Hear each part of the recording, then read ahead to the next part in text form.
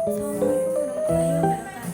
Halo semua, saya Intania Rahma Putri, mahasiswa PJ CPAI kelas D2. Video ini adalah salah satu tugas dari mata kuliah Studi Quran dan Al-Hadis dengan materi ilmu Rijalul Hadis. Mohon simak video ini baik-baik ya. Kita tahu, hadis adalah sumber hukum kedua dalam Islam setelah Al-Quran. Hadis berisi perkataan, perbuatan, dan ketetapan Nabi Muhammad SAW.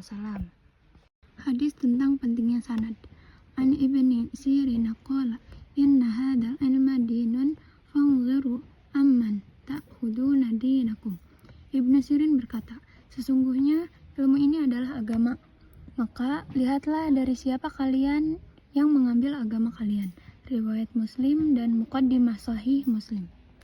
Tapi, pernahkah kita bertanya, bagaimana para ulama zaman dulu memastikan bahwa sebuah hadis itu benar-benar berasal dari Nabi dan tidak ada yang memasukkannya?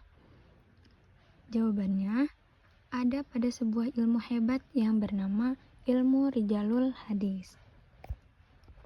Secara sederhana, ilmu Rijalul Hadis adalah ilmu yang meneliti semua orang yang terlibat dalam penyampaian hadis.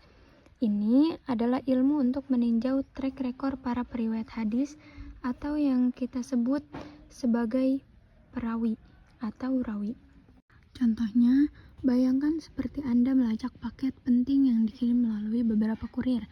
Kita harus memastikan apakah kurir pertama jujur, apakah kurir kedua benar-benar menerima dari yang pertama. Ilmu ini fungsinya sama, yaitu menjaga kemurnian ajaran Nabi. Jadi, ilmu Rijalul Hadis adalah sistem keamanan Islam untuk memverifikasi siapa saja kurir yang menyampaikan pesan dari Nabi SAW. Untuk memastikan rawi atau periwayat, hadis bisa dipercaya. Para ulama fokus pada 3 kriteria utama. Kriteria pertama, keadilan. Apakah si rawi ini orang yang jujur? Apakah ia tidak pernah berbohong, baik dalam urusan agama maupun urusan sehari-hari?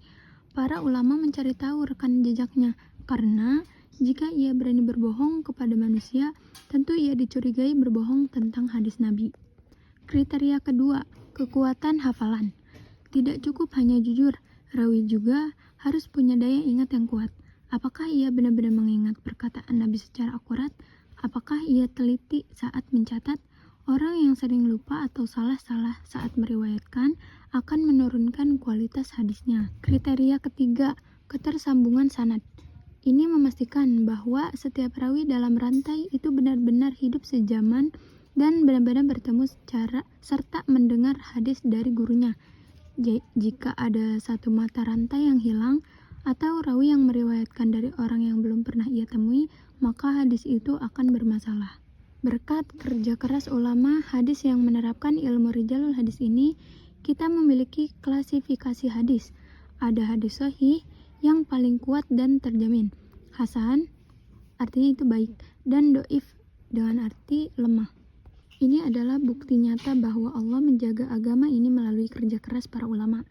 Ilmu Rijalul Hadis memastikan bahwa apa yang kita amalkan hari ini adalah ajaran otentik dari Rasulullah SAW.